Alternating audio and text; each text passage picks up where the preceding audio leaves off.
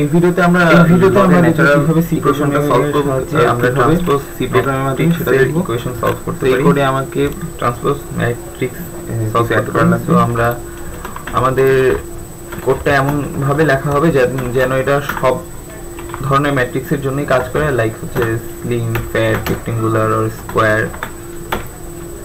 তো আমরা কোডটা লিখে ফেলি।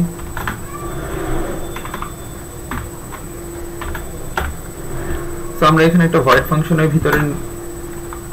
ভিতরে আমরা আমাদের কোডের মেইন কাজটা করব, যেটা ট্রান্সপোজ ম্যাট্রিক্স। সো আমরা এখানে লগের ন্যাচারাল ইকুয়েশনটা সেটার জন্য কোডটা লিখে ফেললাম।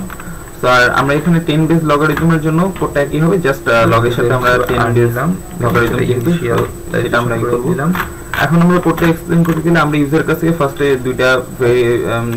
দুইটা মান নিয়ে নেব, একটা হচ্ছে কাউন্টের জন্য এবং একটা পি এর মানের জন্য।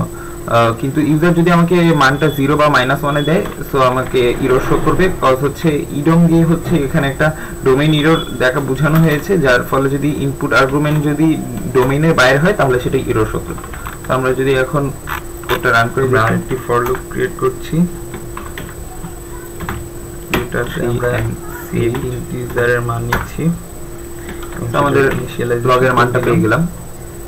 কিন্তু যদি আমরা -0 বা -1 দিয়ে থাকি, like 0 and -1, so it will show that domain error, do not enter 0 or -1 as log value. So আমাদের এটাই ছিল আজকের সলিউশন।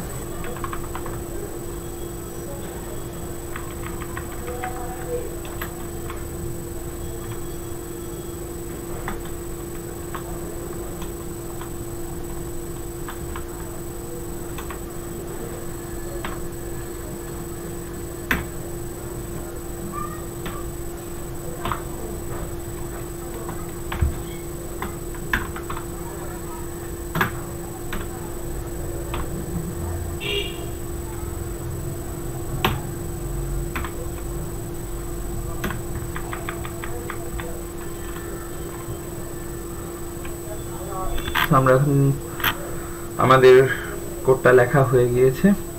সো আমরা যদি এখন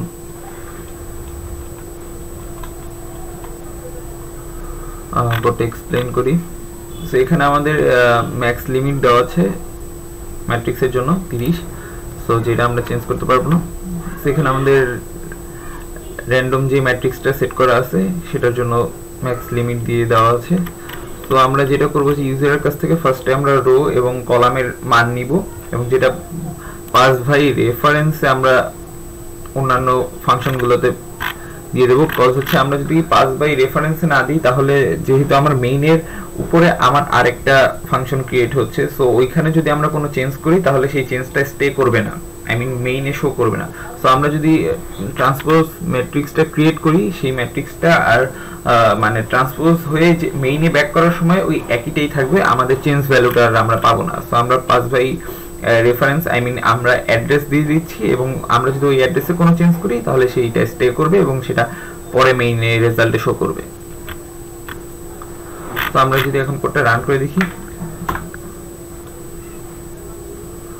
please enter the row and column as integer, use space as separator.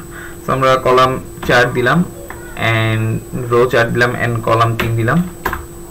So আমাদের ফার্স্টের 4টা রো, দেন সেটা ট্রান্সপোজ হয়ে আমাদের হচ্ছে 4টা কলাম 3টা রোতে পরিণত হয়েছে। সো আমরা এটা অন্য কোনো একটা মানের জন্য দিয়ে দিতে পারি, লাইক 4x4 ম্যাট্রিক্স যেটাকে আমরা বলি, সেটার জন্য আমাদের ট্রান্সপোজ হয়ে যাচ্ছে। ইভেন আমরা যদি রোর মান বেশি দিই, যেমন 2x5, সেটার জন্য আমাদের মান চেঞ্জ হয়ে যাচ্ছে। তো আমাদের কোডটা যে কোনো ধরনের ম্যাট্রিক্সের জন্যই ট্রান্সপোজ করে দিচ্ছে।